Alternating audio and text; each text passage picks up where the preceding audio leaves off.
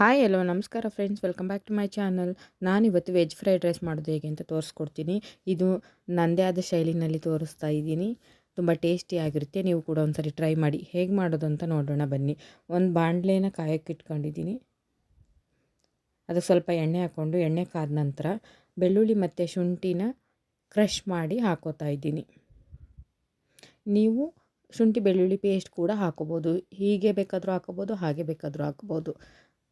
ಅದು ಸ್ವಲ್ಪ ಫ್ರೈ ಆದಮೇಲೆ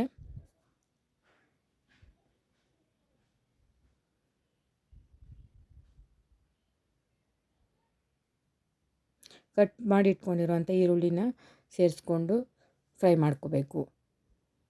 ಮತ್ತು ಕ್ಯಾಪ್ಸಿಕಮ್ ಕೂಡ ಸೇರಿಸ್ಕೊಂಡು ಫ್ರೈ ಮಾಡ್ಕೋತಾ ಇದ್ದೀನಿ.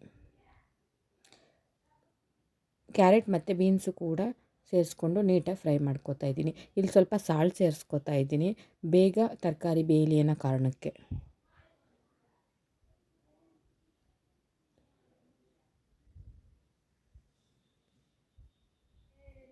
ತರಕಾರಿ ಎಲ್ಲ ನೀಟಾಗಿ ಬೆಂದಿದೆ ಅಂತ ಗೊತ್ತಾಗುತ್ತೆ ಅಲ್ವಾ? ಆ ಗೊತ್ತಾದ ತಕ್ಷಣ ಅದಕ್ಕೆ ಸ್ವಲ್ಪ ಮಸಾಲೆ ಸೇರಿಸ್ಕೋಬೇಕಾಗುತ್ತೆ.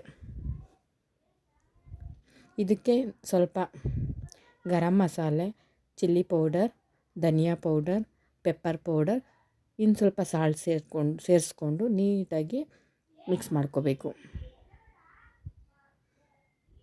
ಇದಕ್ಕೇ ಸ್ವಲ್ಪ ಸೋಯಾ ಸಾಸು ಮತ್ತು ವಿನೆಗರ್ನು ಕೂಡ ಸೇರಿಸ್ಕೊಂಡು ನೀಟಾಗಿ ಫ್ರೈ ಮಾಡ್ಕೋಬೇಕು.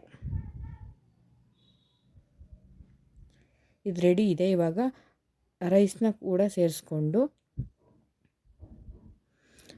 ಇನ್ನು ಸ್ವಲ್ಪ salt, garam masala, chilli powder ಮತ್ತು ಪೆಪ್ಪರ್ ಪೌಡರ್, ಸೋಯಾ ಸಾಸ್, ಸ್ವಲ್ಪ ವಿನೆಗರ್ ಮತ್ತು ಇಲ್ಲಿ 1 ಸ್ಪೂನ್ ಸಕ್ಕರೆ ಕೂಡ ಸೇರಿಸ್ಕೋಬೇಕು. ಮತ್ತು ಹಸಿಮೆಣ್ಸಿನ್ಕಾಯಿ ಕೂಡ ಈ ಟೈಮಲ್ಲಿ ಸೇರಿಸ್ಕೊಂಡು ನೀಟಾಗಿ ಮಿಕ್ಸ್ ಮಾಡ್ಕೋಬೇಕು. ರುಚಿ ಕರೆಕ್ಟಾಗಿದೆಯಾ ಇಲ್ವಾ ಅಂತ ನೋಡಿಕೊಂಡು ಉಪ್ಪು ಬೇಕು ಅಂದರೆ ಸೇರಿಸ್ಕೋಬೋದು. ನಾವಿಲ್ಲಿ ಸಕ್ಕರೆ ಸೇರಿಸೋದ್ರಿಂದ ತುಂಬ ಟೇಸ್ಟಿಯಾಗಿರುತ್ತೆ. ಇದಕ್ಕೆ ಸ್ವಲ್ಪ ಕೊತ್ತಂಬರಿ ಸೊಪ್ಪನ್ನ ಸೇರಿಸ್ಕೊಂಡು ನೀಟಾಗಿ ಮಿಕ್ಸ್ ಮಾಡಿದ್ರೆ ವೆಜ್ ಫ್ರೈಡ್ ರೈಸ್ ರೆಡಿ. ಇದು ನನ್ನದೇ ಆದ ಸ್ಟೈಲು, ತುಂಬ ಟೇಸ್ಟಿಯಾಗಿರುತ್ತೆ, ಸಿಂಪಲಾಗಿ ಕೂಡ ಇರುತ್ತೆ. ನೀವು ಒಂದ್ಸರಿ ಟ್ರೈ ಮಾಡಿ. ಇಷ್ಟ ಆದರೆ ಲೈಕ್ ಮಾಡಿ, ಶೇರ್ ಮಾಡಿ, ಕಮೆಂಟ್ ಮಾಡಿ ಫ್ರೆಂಡ್ಸ್. ಯಾರೆಲ್ಲ ಸಬ್ಸ್ಕ್ರೈಬ್ ಮಾಡ್ಕೊಂಡಿರೋ ಪ್ಲೀಸ್ ಸಬ್ಸ್ಕ್ರೈಬ್ ಮಾಡ್ಕೊಳ್ಳಿ.